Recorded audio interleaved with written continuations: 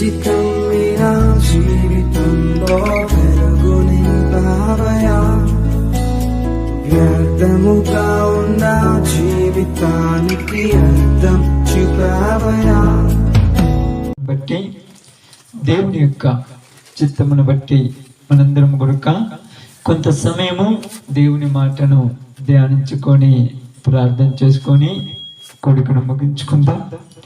జాగ్రత్తగా దేవుని యొక్క మాటలను వినాలని ప్రతి ఒక్కరిని కొడుక ప్రభు అయినటువంటి యేసుక్రీస్తు వారి నామంలో బ్రతిమలాడుచూ ఉన్నా. కొడు వచ్చిన మీ అందరికీ ప్రభు నామంలో శుభాలు వందనములు తెలియజేయుచున్నాను. తోటి దైవజనులు కూడా మా యొక్క వందనాలు తెలియజేయుచున్నా. ఈ ప్రాంతంలో దేవుని యొక్క మాటలను తెలియపరచాలని దైవజనులు యూసుఫ్ గారు మమ్మల్ని ఆహ్వానించి ఉండగా గత 2-3 నెలల నుంచి ఒక రకంగా చెప్పాలంటే 5-6 నెలల నుంచి కూడా ఇక్కడికి రావాలని ప్రయాసపడుతూ ఉన్నాం.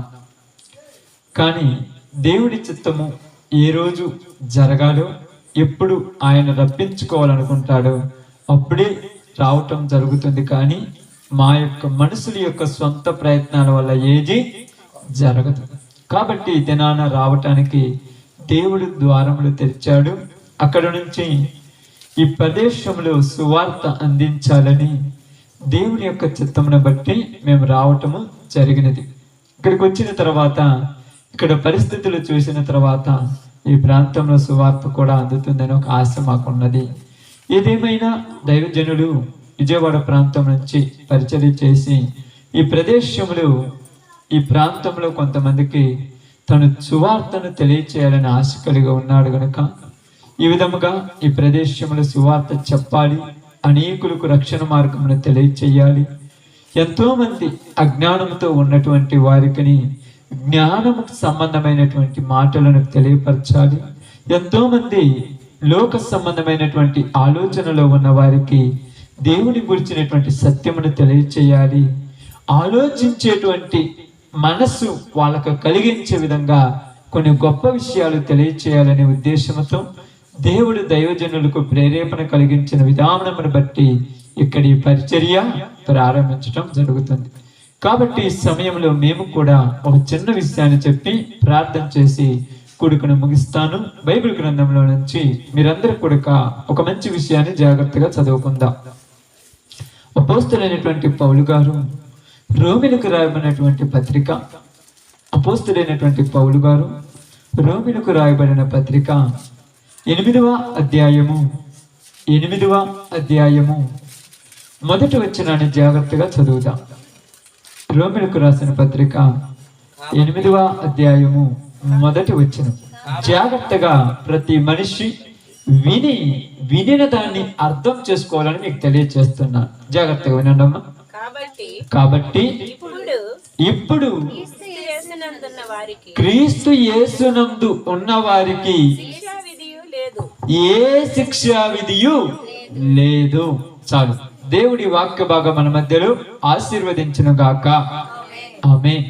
ప్రియమైనటువంటి సహోదరి సహోదరులారా, బైబిల్ గ్రంథంలో రోమాలో ఉన్నటువంటి వారికి పౌలు గారు రాస్తున్న లేఖ. ఎవరికి? రోమా అంటే ఎవరు? రోమ్ అనేది ఒక ప్రాంతము. ఈ రోమియులు అనేటువంటి వాళ్ళు ఆ ప్రాంతంలో ఉన్నటువంటి కొంతమంది యూదులు, ఇశ్రాయేలు. ఈ రోమియులు ఏం చేశారంటే అప్పటి ఉన్న పరిస్థితులను బట్టి, అప్పటి ఉన్న కాలంను బట్టి ఈ రోమియులో ఉన్నటువంటి వాళ్ళందరూ కూడా యేసు ప్రభువుని అంగీకరించడానికి ఇష్టం లేని వాళ్ళు. రోమిలో కొంతమంది ఉన్నారు, వాళ్ళు యేసు ప్రభువుని అంగీకరించడానికి ఇష్టం లేని వాళ్ళు రోమన్ సామ్రాజ్యంలో నివాసం చేయించు రోమన్ చక్రవర్తి యొక్క పరిపాలనలో జీవిస్తూ వాళ్ళకున్నటువంటి ధర్మశాస్త్రాన్ని మాత్రమే అనుసరించేవాళ్ళు. వాళ్ళకు ఒక ధర్మశాస్త్రం ఉంది. ఆ ధర్మశాస్త్రాన్ని అనుసరించే వాళ్ళు ధర్మశాస్త్రం ప్రకారమే యాజక ధర్మాన్ని జరిగించే వాళ్ళు. ధర్మశాస్త్రం ప్రకారమే పాపం చేసినప్పుడు దానికి పశ్చాత్తాపముగా బలి అర్పణ జరగాలి అనేది వాళ్ళ ఉద్దేశం. అది రోమంలో ఉన్నటువంటి వాళ్ళ యొక్క ఆలోచనలు.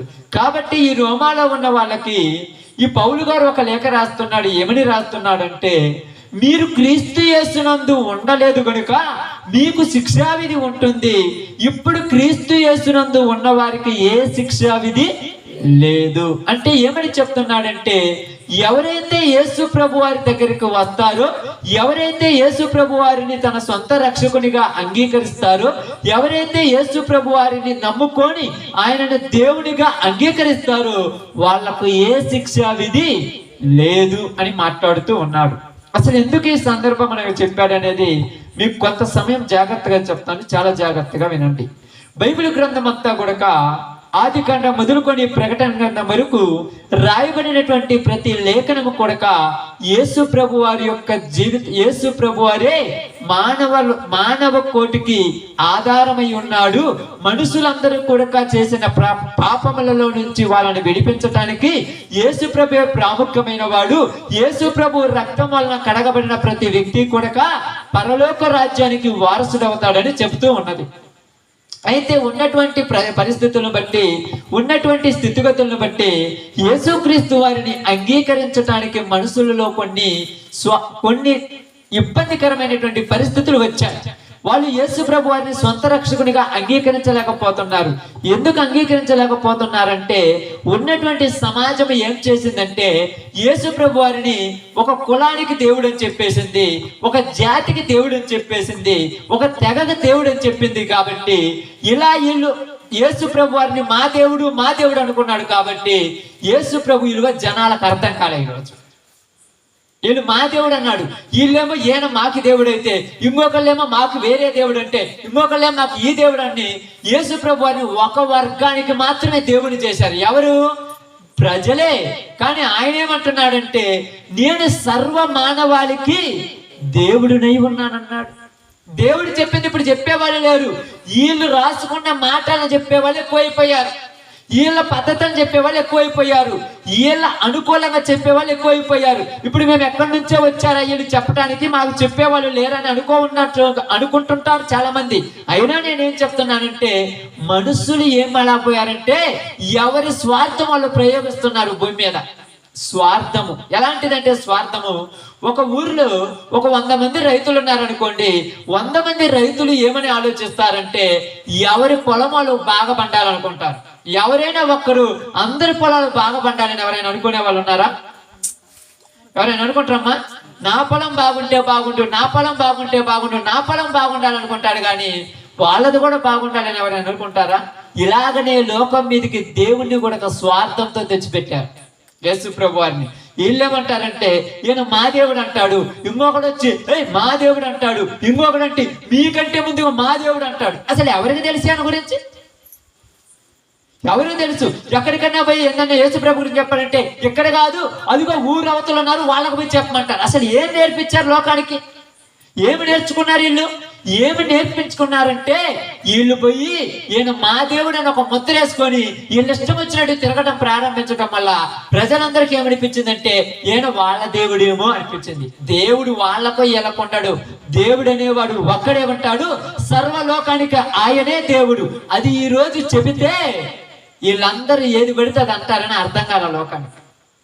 అందుకని ఇక్కడ అదే చెప్తున్నాడు. ఏమన్నాడంటే, క్రీస్తు ప్రభు వారు ఎందుకు ఆయన ఎందుకు ఉన్న వారికి శిక్షావిధి లేదంటున్నాడంటే, నేను సర్వలోకానికి సర్వ మానవాళికి దేవుడునై ఉన్నాను అన్నాడు ఆయన. నేను సర్వానికి దేవుడునై ఉన్నాడు. ఎందుకంటున్నాడంటే, భూమి మీద మనుషులందరినీ నిర్మించిన వాడును నేనే. ఎందుకంటున్నాడంటే, అపోస్తుల కార్యములు 17వ అధ్యాయము 26వ వచనంలో రాయబడింది.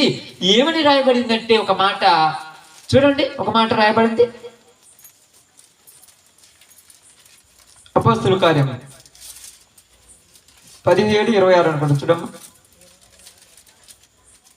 తొందరగా, 26 కానీ 27 కానీ.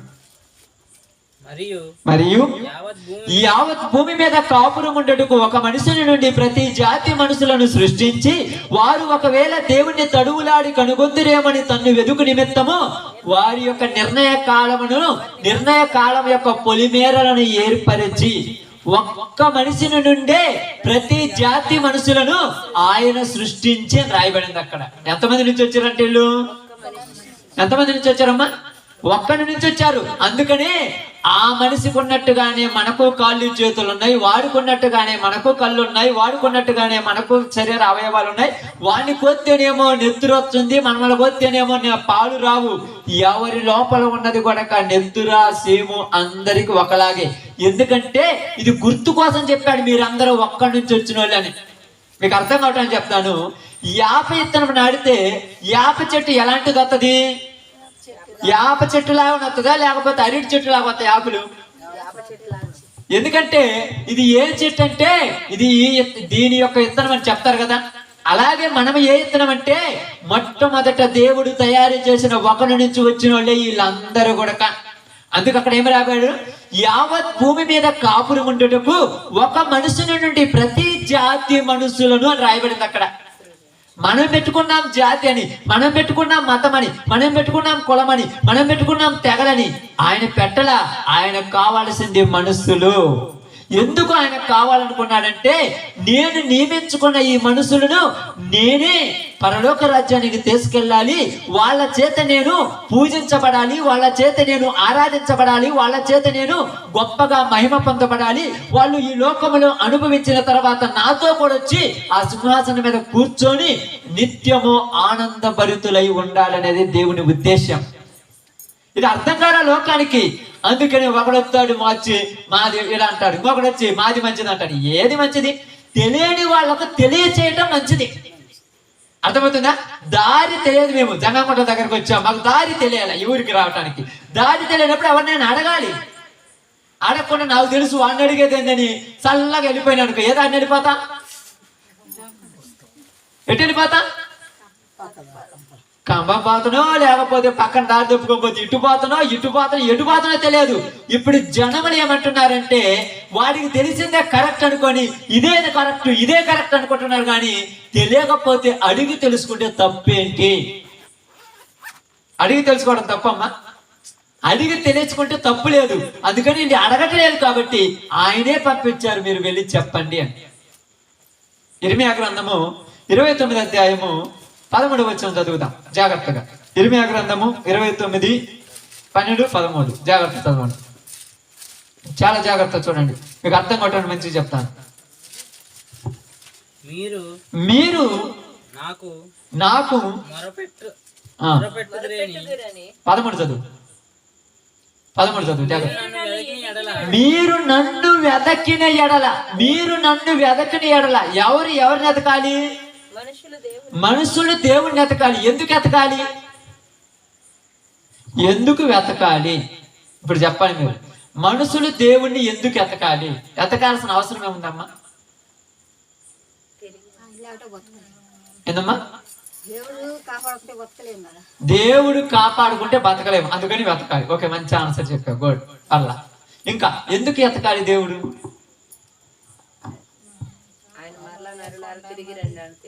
ఓకే, మంచిది, కాదన్నట్లేదు. సబ్జెక్ట్ మీకు అందరికి అన్ని తెలుసు, నేను తెలియనంట. నేను ఈరోజు చెప్పే సబ్జెక్ట్ లో మాట్లాడండి. ఎందుకు వెతకాలి?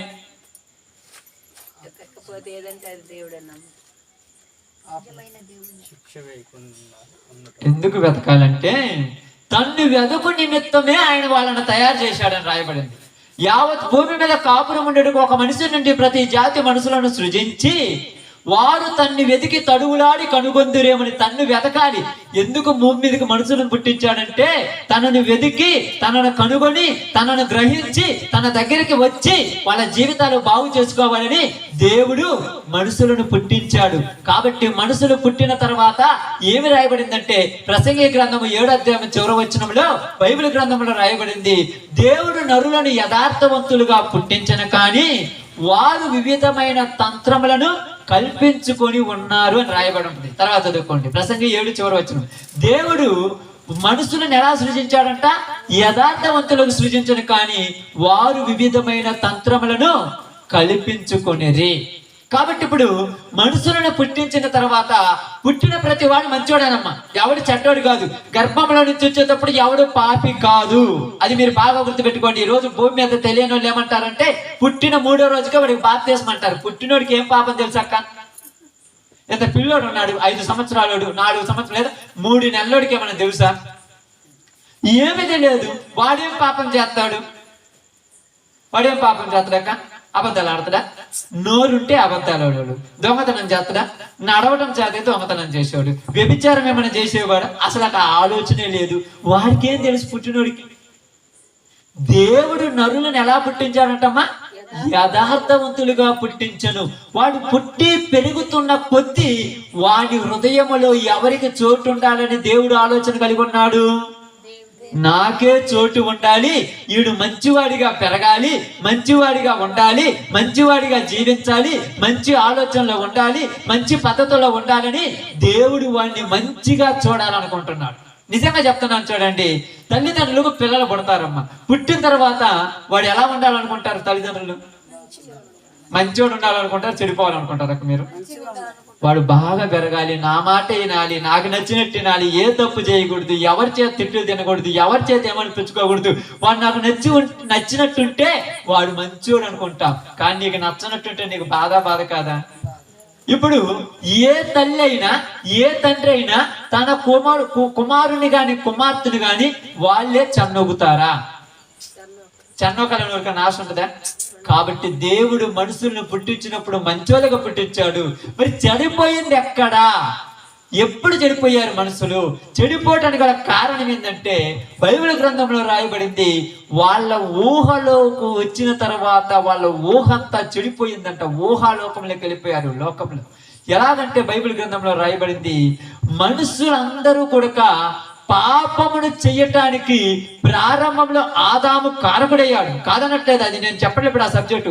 ఆదాము కారకుడయ్యాడు, కాదనట్లేదు. అయితే మనుషుడు భూమి మీద పుట్టి పెరుగుతున్నప్పుడు వాడి జీవితంలో వాడు కొన్నిటికి ఏం చేయబడ్డాడంట? బానిస. ఏందమ్మా? బానిస. బానిస అంటే జీతగాడు. జీతగాడు, దానికి దాసుడు. ఈ దేనికి దాసుడు అయిపోయాడు మనుషుడు భూమి మీద పుట్టి పెరుగుతున్నప్పుడు? పాపమునకు దాసుడయ్యాడు. ఎలా దాసుడయ్యాడు? దాసుడే అని అందరు చెప్పారు. మన అందరికి పోయి ఇష్టము పాపం అందరూ పాపం చేస్తున్నారు, మేము మంచి వాళ్ళు, మన పాపానికి దాసుడే అని. ఎలా దాసుడయ్యాడు? స్వభావ సిద్ధముగా దైవోగ్రతకు పాత్రులే. అంటే మనిషి స్వభావమే తప్పు చేయాలని దేవుడు పుట్టించాడా? మరి తప్పు చేయమని మనం పెంచాడా? తప్పు చేయమని తల్లిదండ్రులు పిల్లలను తప్పు చేయమని కంటున్నారా? వీడు దొంగోడు కావాలి, జైళ్ళల్లో ఖాళీగా ఉన్నాయి వరకు జైళ్ళు, వీడు దొంగోడుగా పుడితే జైలు నిండిపోతాను ఎవరైనా తల్లి కంటదా? ఇదిగో అత్త చేసేవాళ్ళు మా ఊర్లో ఎవరు లేదు, వీడు అత్త చేసేవాడుగా ఉండాలని తెల్లూరు అని పెంచుద్దా? ఇదిగో మా ఊర్లో మందు షాపులు మొత్తం అమ్ముడు పోకుండా ఊరకున్నాయి, నా పిల్లలందరూ కొంటుంటే వాడికి బాగా డబ్బులు వస్తాను ఎవరైనా తాగుబోతులు కావాలని కొంటారా? మరి దేనికి పుట్టారు? మరి ఏం జరిగింది ఇక్కడ? జరగవలసిన కారణం ఏంటి? అసలు ఎందుకు ఇలా జరిగిందో ఈరోజు చెప్పే వాళ్ళకి అర్థం కాలేదు, వినే వాళ్ళకి అర్థం కాలేదు. చాలా మంది ఏమంటారంటే, అసలు నేను తప్పు చేయాలని ఎవరికైనా ఉంటుందా? ఏ మనిషికైనా తప్పు చేయాలని ఉంటుందా? ఎవరికి కూడా తప్పు చేయాలని, తప్పు చెయ్యాలని ఎవరికి ఉండదు. మరి ఎందుకు తప్పు చేస్తున్నారు? ఎందుకు పాపాలు చేస్తున్నారు? ఎందుకు పొద్దుగూకులు కష్టపడి వచ్చిన తర్వాత తీసుకెళ్ళిన డబ్బంతా వేశ్యల గృహాల్లోనికి, జోదాలకు, తాగుడుకు, తిరుగుడుకు పాడు చేస్తున్నారు. అసలు అర్థమైంది. ఎవడైనా ఎప్పుడైనా ఆలోచిస్తున్నారా? ఎవరికైనా ఉంటుందా మీ ఆలోచన? నేను తప్పు చేయాలని ఎవరైనా అనుకుంటారా? ఏ భర్త అయినా నా భార్య కాకుండా నా సంపాదన అంతా తీసుకెళ్ళి ఎక్కడైనా పెట్టాలనుకుంటాడా? నా పిల్లలకు కాకుండా వేరే చోట దీన్ని చెడగొట్టాలని అనుకుంటాడా? మరి ఎందుకు అలా అయిపోయాడు? అర్థం కాల లోకానికి. ఉదయకాలం లేవగానే పక్కలో కూర్చోబెట్టుకొని భర్త భార్యతో మాట్లాడుతుంటుంది, అయ్యా రాత్రి నువ్వు చేసిన అల్లరి ఎంత కాదయ్యా, 10 మందిలో నువ్వు పోయి నేను తలెత్తుకొని తిరగటానికి నాకే సిగ్గేస్తుందయ్యా, ఎందుకు అలా ప్రవర్తించావంటే తల మీద చెయ్యి పెట్టుకొని కొట్టుకుంటుంటాను, నేనేనా ఈ పని చేసింది, నేనేనా, నేను అసలు ఎందుకు బతుకుతున్నానని ఏడుస్తాడు. మళ్ళా సాయంత్రానికి అదే బడి మారలా. ఉదయం నువ్వు చెప్పినప్పుడు బాగానే ఉంది, సాయంత్రానికి మళ్ళా అదే బడి. ఎందుకు ఇలా అయిపోతున్నాడు? ఆమేన్. ఏందమ్మా? సైతాను తీసుకుపోతుంది. ఎక్కడ తీసుకుపోతుంది? తీసుకుపోతుంది. ఇప్పుడు ఉదాహరణకు సైతాన్ తీసుకుపోతుంటే సైతాన్ చేతుల్లో ఉన్నావు నువ్వు.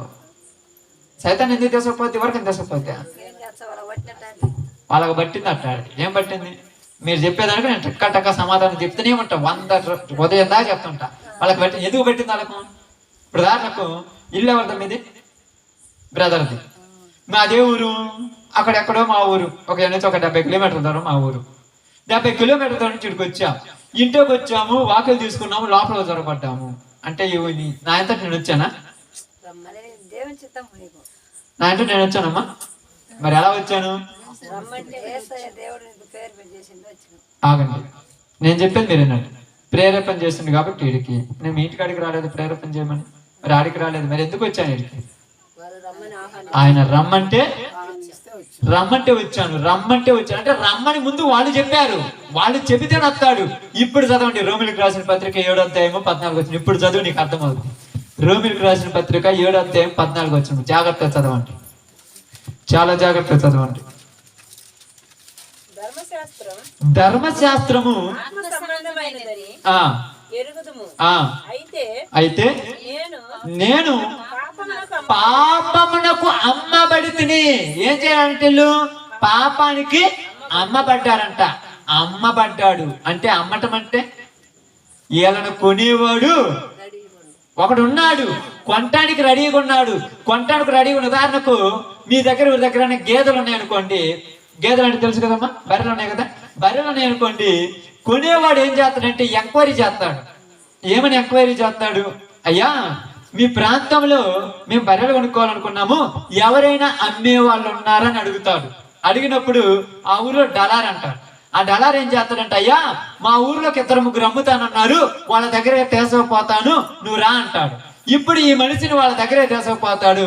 వాళ్ళ దగ్గరే పోయి అడుగుతారు, నీ గేదెను నాకు అమ్ముతావా అమ్మా? ఇప్పుడు వాళ్ళిద్దరికి రేటు కుదిరింది అనుకో, అమ్ముతుడా లేదా అంటే, ఈడు అమ్ముతాడంటేనే కదా వాడు వచ్చింది, అమ్మనంటే వత్తడా? ఇప్పుడు అమ్మిన తర్వాత ఏం చేస్తున్నాడు? ఏదక్క వాళ్ళ ఇంటికి తీసుకుపోతాడా? ఎలా తీసుకుపోతాడు? ట్రాక్మా అంటే వస్తుందా? మరి ఏం చేస్తాడు? ఇప్పుడు చెప్పాలి, మీరు ఏం చేస్తారు? ఇప్పుడు చెప్పాలి. మీకు అందరికి కూడా మన భాషలో కదా, మీ అందరికి పల్లెటూరు కదా, మేము పల్లెటూరు భాషలో చెప్తున్నాను. ఇప్పుడు ఏం చేస్తున్నాడు? తీసుకుపోయేవాడు ఆటో ఎక్కించుకొని పోతాడు. ఓకే, మంచిది. ఇంకా ఎలా తీసుకుపోతాడు? డబ్బులు కూడా తీసుకుపోతాడు. ఇంకా ఎలా తీసుకుపోతాడు? ఏందమ్మా? మెడకు తాడు కట్టి ఆ తాడు చేతిలో పెట్టుకొని రాకపోయినా లాక్కోపోతుంటాడు. అలాగనే ఇప్పుడు భూమి మీద ఎంతమంది అయితే పాపం చేయటానికి వాళ్ళ మనసులలో కోరికలు ఉన్నాయో, వీళ్ళందరినీ కూడా సైతాను వాళ్ళని పట్టుకొని వాళ్ళు వద్దున్న లాక్కోపోతుంది. అంతే. వాళ్ళు పొద్దున్నే మామూలుగా ఉంటారు, నాకు అవసరం లేదు, నేను చచ్చేదాకా పోను, నీ మీద ఒట్టు అంటాడు. కానీ మెల్లో కట్టేశాడు పెద్ద తాడు, అదేంటి ఇనప సంఖ్యలతో కట్టేశాడు. వాడు ఇప్పుడు లాక్కోపోతుంటే రాకుండా ఉంటాడా? ఇప్పుడు అందరినీ లాక్కొని పోతున్నాడు దెయ్యంగాడు. అందరినీ లాక్కొని పోతున్నాడు. తాగుపోతుండే తాగటానికి లాక్కొని పోతున్నాడు, తిరుగుపోతాన్ని వ్యభిచారానికి లాక్కపోతున్నాడు, జోదగాన్ని పేకాటగా లాక్కపోతున్నాడు, ప్రతి వాణ్ణి దానికి లాక్కపోతున్నాడు. ఎందుకు లాక్కపోతున్నావు నన్ను అడిగితే ఆడేం చెప్తాడు తెలుసా? నాకు అసలు ఇష్టమే లేదు. నీకు ఇష్టం లేకుండా వాడు వచ్చి నిన్ను కొంటడా? నీ మనసులో ఉన్నది కాబట్టే, చూడండి, నువ్వు బర్రెని అమ్ముతావని చెప్పావు కాబట్టే ఆ కొనేవాడు వచ్చాడు. అది నువ్వు చెప్పకపోతే వస్తాడా? నీ మనసులో ఈ ఆలోచన ఉన్నది, నీ మనసులో ఒక చెడు తలంపు ఉన్నది, నీ మనసులో ఒక చెడ్డ ఆలోచన ఉన్నది. అయ్యో అందరూ తాగుతున్నారు, తిరుగుతున్నారు, అంత ఎంజాయ్ చేస్తున్నారు, నేనేందిరా ఇంట్లోనే ప్రశాంతంగా ఉన్నాను, ఒకసారి తాగితే బాగుండునేమో అని అనుకున్నావా లేదో, కటకి నుంచి కూర్చుంటారా? రా పోయేద్దాం రా. ఇప్పుడు ఏం చేశాడు? కట్టేశాడు అన్ని. ఇప్పుడు కట్టేసినప్పుడు ఈడు ఈ కట్టులలో ఏమైపోయాడు? బంధించబడ్డాడు. ఈ కట్లలో బంధించబడ్డాడు. అందుకే ఇక్కడ చెప్తున్నాడు, ప్రతి వాడు తన యొక్క కోరికలకు బందీగా మారిపోయాడమ్మ ప్రజలు. ప్రతి వాడు తన కోరికలు. ఏమిటి కోరికలు అంటే, ఎవరికి కూడా ఒక మంచి కోరికలు ఒక్కరికి లేవు.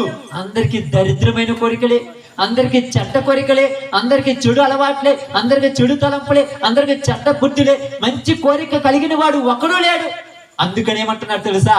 అమ్మబడ్డాడు. ప్రతి వాడు తన పాపమునకు అమ్మబడ్డాడు. ఎలా అమ్మబడ్డాడంటే, నీకు ఇష్టం ఉన్నది కాబట్టి నిన్నొచ్చి లాక్కొని పోయింది. అది అస్సలు నాకు అనిపించలేదు.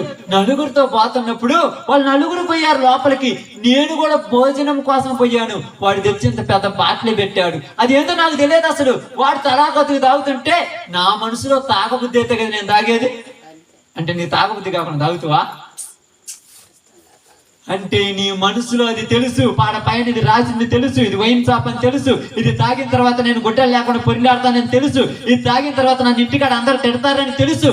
అయినా ఏమవుతులే, ఒక్కసారి కొంచెమే కదా అనుకున్నావు. ఒక్కసారి తలుగు బంధించబడిందా, ఆ తలుగు మళ్ళా ఒప్పదీసేంత వరకు నువ్వు బయటికి రావాలనుకునే వాళ్ళ కట్టేశాడు. ఎలాగంటమ్మా, 18 సంవత్సరాల నుంచి సాతాను బంధించిన ఈమెను ఈ కట్ల నుండి విడిపింప తగదా. ఎన్ని సంవత్సరాల నుంచి? 18 సంవత్సరాల నుంచి ఒక ఆమెనంట సాతాను ఏం చేసిందంట, కట్లల్లో బంధించేసిందంట.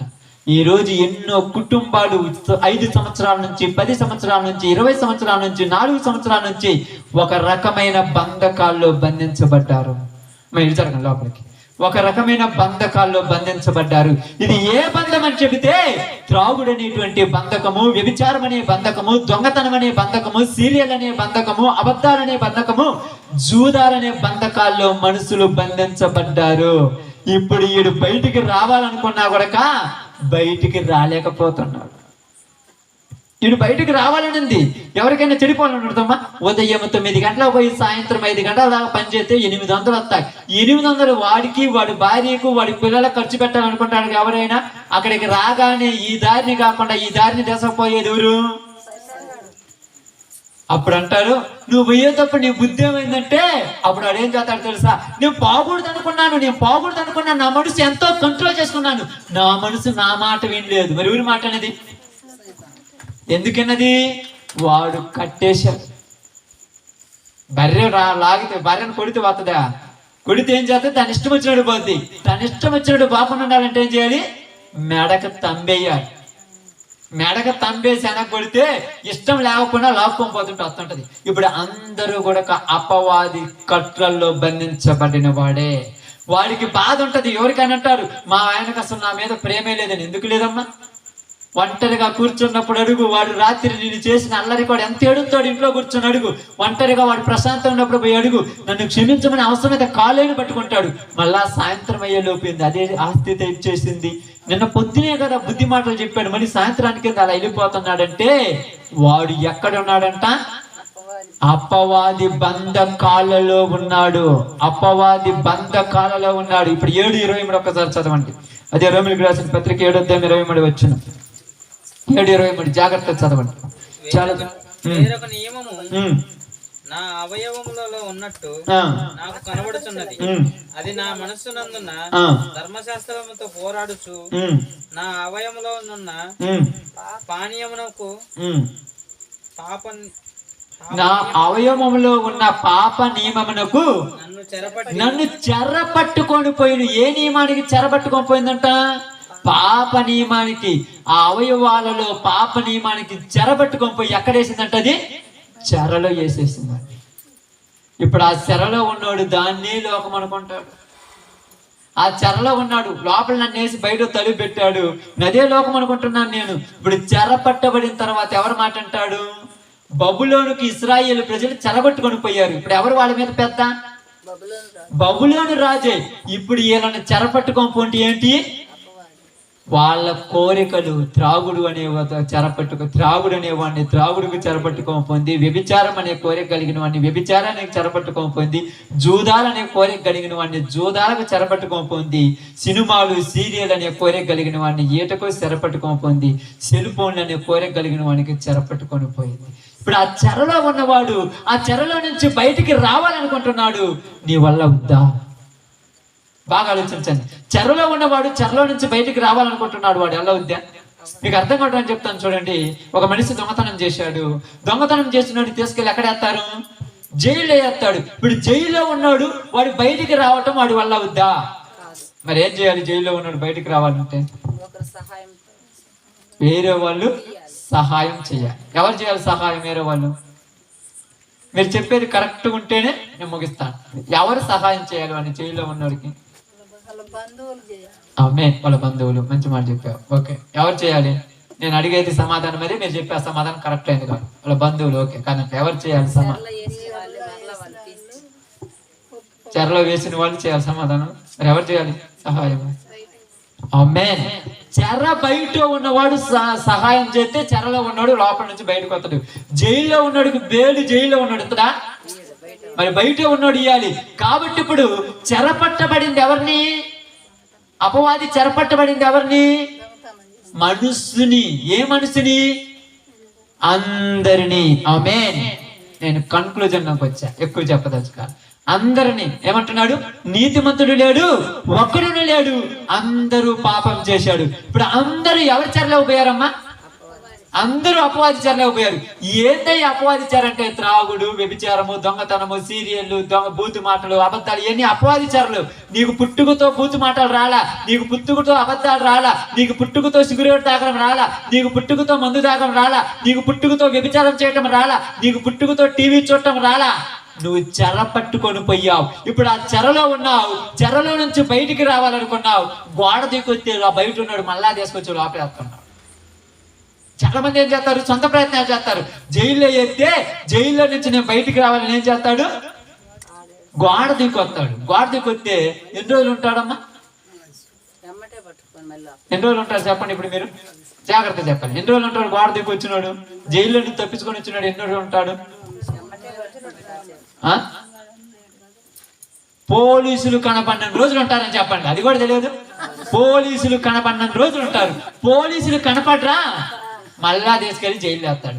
ఈడు కూడా ఎన్ని రోజులు ఉంటాడు? దానికి కనపడినంత వరకు లోపలనే ఉంటాడు, ప్రశాంతంగా ఉంటాడు. నేను రేపు రాంచి తాగను, రేపు రాంచి వ్యభిచారం చేయను, రేపు రాంచి అసలు నువ్వు చూడు ఎంత మంచిగా మారుతాను. ఇంట్లో మీరేమనుకుంటారంటే భార్య కానీ భర్త కానీ, అయ్యా నా భార్య మంచిగా మారిపోయింది, నా భర్త చాలా బాగున్నాడు. ఇప్పుడు ఇంటింటికి పోయి చదువుతుంటా. ఏందన్నమాట నీకు తెలుసా? ఏంది నా భార్య ఈరోజు నేను చెప్పిన మాటలు అంటుంది. నీకు అర్థం కాదా? పోలీసులు కనపడలా, వాడి కనపడ్డా మళ్ళీ ఏం చేస్తాడు? వాడి కనపడితే మళ్ళా తీసుకెళ్ళి, ఎందుకంటే దొంగతనం వచ్చినాడు కదా బయటికి, భయపడుతూ భయపడుతూ బయట తిరుగుతున్నాడు కదా, ఏదో ఒక రోజు కనపడతాడు, తీసుకెళ్ళి చేస్తాడు. ఇప్పుడు అలాగనే ప్రతి వాడు అనుకుంటున్నాడు, సొంత ప్రయత్నాలు చేస్తున్నాను, నేను మానుకున్నాను, నేను చెయ్యట్లేదు, నేను ఇలా ఉన్నాను అంటున్నాను. నీ వల్ల కాదు. ఎందుకంటే నువ్వు ఏదో రకంగా బయటకు వచ్చి 4 రోజులు ఉంటున్నావు, మళ్ళా 4 నెలలు కాగానే మళ్ళా అదే దారి. ఏంటయ్యా మనం నా మీద ఒట్టేద్దు అంటే, ఒట్టి తీసి గట్టి మీద పెట్టినాను అంటే, నీకు తాగబుద్ధి అయితే ఒట్టి తీసి గట్టి మీద పెడతావా? నీకు జోదం ఆడబుద్ధి అయితే ఒడి తీసి గట్టి మీద పెడతావా? మరి ఎందుకయ్యా వీళ్ళు మారట్లేదని ఎప్పుడైనా మీరు అనుకున్నారమ్మా? మీరు కూడా ప్రార్థన పోయే పాపం చాలా మంది, ఈరోజు చాలా మంది మన ప్రాంతాల్లో కానీ, ఈ ప్రాంతం కానీ, నేను సువార్త ప్రాంతంలో అంతా అక్కోళ్ళు ఏమో వచ్చాడు, యేసు ప్రభు అంటే అయ్యగారం బయట అయ్యా అని అంటున్నారు. ఏంటి అసలు మారట్లేదు? నాకు అర్థం కాల. ఎందుకు రావట్లేదు చెరలో నుంచి బయటికి? వీళ్ళు ప్రార్థన చేయట్లేదు అనట, వీళ్ళు చేస్తున్నారు రాత్రి పగులు, మరి వాళ్ళు ఎందుకు మారట్లా? అర్థం కాల లోకానికి. వీళ్ళు కొన్నిటికి బంధించబడ్డారు. వీళ్ళు ఏమనుకున్నారంటే దేవుడే చూసుకుంటారు అనుకున్నాడు. వాళ్ళు ఏమనుకున్నాడంటే నీ భజన నీది, నా భజన నాది అనుకున్నాడు. నువ్వు నన్ను డిస్టర్బ్ చేయనంత వరకు ఓకే, నీ భజన నీది, నా భజన నాది అనుకున్నాడు. కానీ ఇప్పుడు నేను మీకు చెప్పే మాట చాలా గొప్ప మాట. ఇక్కడ జాగ్రత్త గమనించి ఆలోచించండి. చెరలోనికి పోయినటువంటి వీళ్ళందరినీ కూడా బయటికి తీసుకురావాలంటే ఎవరు కావాలని చెప్పాను? బయట ఉన్నవాడు కావాలి. ఇప్పుడు చూడండి, యోహాను గారు రాసినటువంటి మొదటి పత్రిక 3వ అధ్యాయము 5వ వచనం చాలా జాగ్రత్తగా చూడండి. చెరలో ఉన్నవాడిని బయటికి తీసుకురావాలంటే బయట ఉన్నవాడు కావాలి. ఎవరో చూద్దాం అక్కడ. మొదటి యోహాను 3:5 తొందరగా కనపడదా లేదా? చదవండి మరి, కనపడితే. పాపములను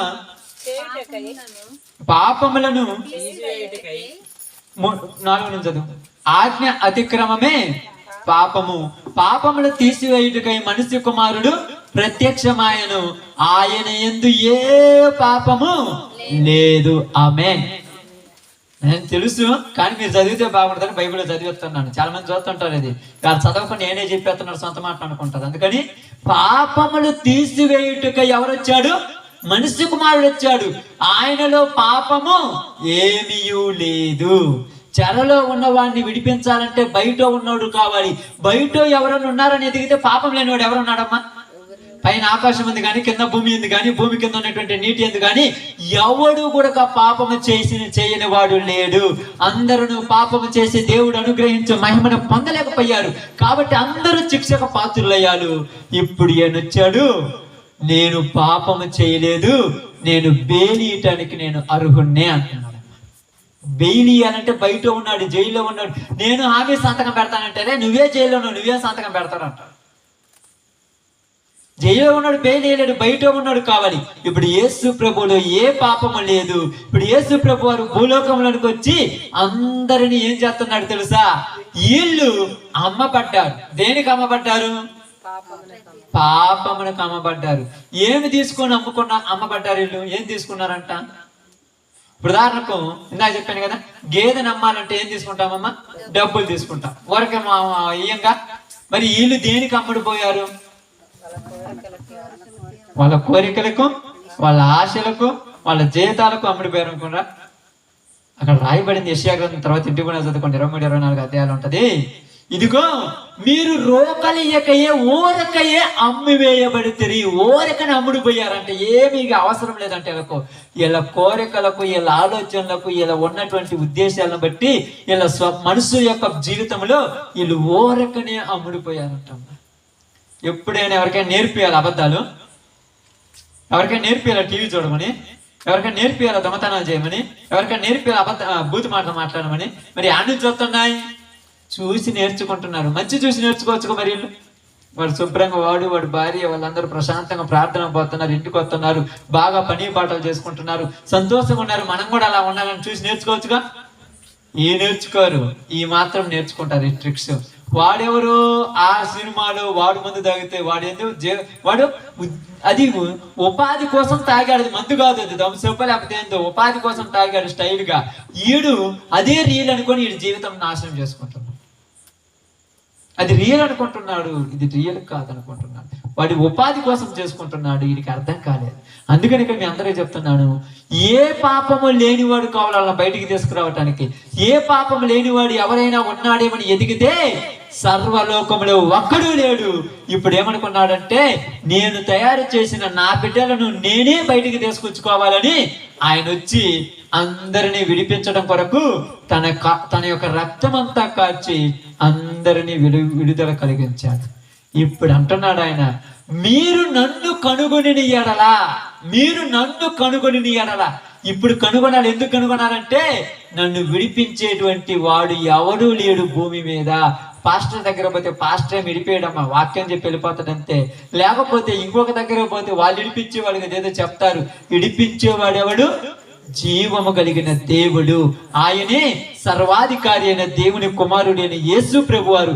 అందుకని ఏమి రాయబడిందంటే, నేను నా స్వరక్తం ఇచ్చి మిమ్మల్ని అందరినీ కొన్నాను అన్నాడు. కొన్నాడు, ఊరక కొన్నా, రక్తం ఇచ్చి మరి కొన్నాడు. బంగారం చేత కానీ అమూల్యమైనటువంటి విలువైన వస్తువుల చేత కానీ కొనేది కానీ తన అమూల్యమైన రక్తమునిచ్చి, నిష్కలంకమైన రక్తం ఇచ్చి మనం కొన్నాడంట. కాబట్టి ఇప్పుడు అదే చెప్తున్నాడు, క్రీస్తు యేసులోనికి వచ్చిన వాడు ఎవడైనా ఉంటే ఆయన దగ్గరికి వస్తే నీకు శిక్షా విధి ఉండదు. ఏ శిక్ష? త్రాగుడనే శిక్షలో నుంచి బయటకు వస్తావు, వ్యభిచారం అనే శిక్షలో నుంచి బయటకు వస్తావు, జూదమనే శిక్షలో నుంచి బయటకు వస్తావు, అబద్ధమనే శిక్షలో నుంచి బయటకు వస్తావు. మరి రాలేకపోతున్నాను కదా వచ్చినానంటే, నువ్వు వచ్చావు కానీ సొంత రక్షకునిగా అంగీకరించలా. వచ్చి కూర్చుంటారు, కూర్చుంటే ఉపయోగం ఉందమ్మా. అప్పుడప్పుడు మీ పిల్లలు ఉంటారు, కొంతమంది 3-4 సంవత్సరాలు ఉంటాయి.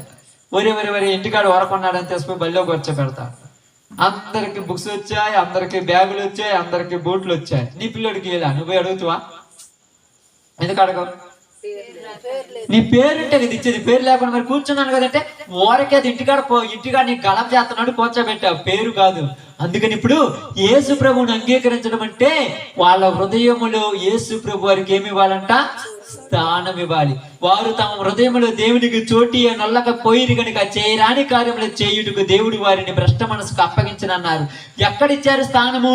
ఈ యొక్క 66 గ్రంథాలు ఉన్నటువంటి ఈ బైబిల్ పుస్తకాన్ని ఎడబట్టుకోవడానికి ఓకే. అమ్మో కుడిపక్క పట్టుకోకూడదు, కుడిపక్క పట్టుకుంటారు. కుడిపక్క హృదయం ఉంది కాబట్టి ఏడ పెట్టుకుంటారు, తల కింద పెట్టుకుంటారు, తల మీద పెట్టుకుంటారు, ఇంట పెట్టుకుంటారు, ఏదేదో చేస్తారు.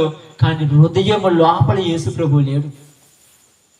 లోపల లేడు యేసు ప్రభు.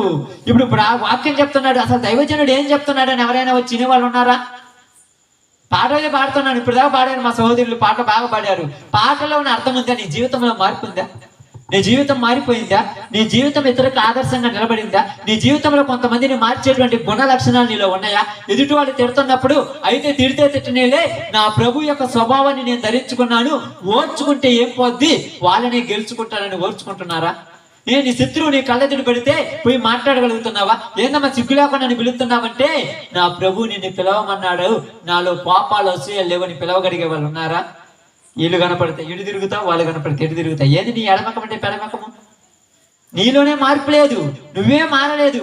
వాళ్ళని ఎప్పుడు మారుస్తావు నాకు అర్థం కాదా? నువ్వే బాగుపడలేదు, వాళ్ళు ఎప్పుడు బాగుపడతారు? ఏదో ఒకళ్ళు ఏదో ఒక చెరలో పట్టుకొని పోయాడు. ఇప్పుడు చాలా కుటుంబాలు ఇలాంటి బాధలలో బంధించబడ్డారమ్మా. దెయ్యం పట్టిందంటే మీరు ఏదో దెయ్యాలనుకోవద్దు. దెయ్యం అంటే ఏం చెప్పాను నేను ఇప్పుడు? త్రాగుబోతు దెయ్యము, అబద్ధాలు దెయ్యము, జూదాల దెయ్యము, వ్యభిచారం అనే దెయ్యము.